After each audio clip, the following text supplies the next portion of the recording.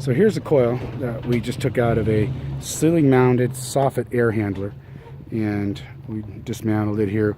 But what I wanted to show you is that this is the problem that we run into all the time with these, is that there usually is a little bit of buildup across the surface of this air handler.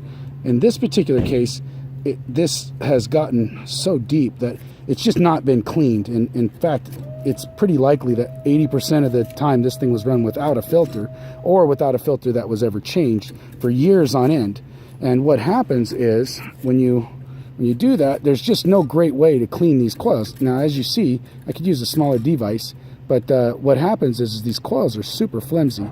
I mean, literally, they just come apart. You touch them. So you're never supposed to touch the coils when you're cleaning them. Well, that doesn't stop people from doing it. You can see this one's just beat all to crap. But what happens is all this dirt over time, it gets sucked down in there. So here's a case in point. Now this is the worst section right here, but let's go over here and look at this section that doesn't look that dirty. And I'm going to spread this apart. But you can see, as I spread that apart, right down in there, that even though it's clean on the surface, because it hasn't been maintained properly, you got this down in here. You should be able to see light through there. You should be able to actually, if you can't see light through there, you know, you're not going to get air through there. So there's no air that was flowing across most of this coil.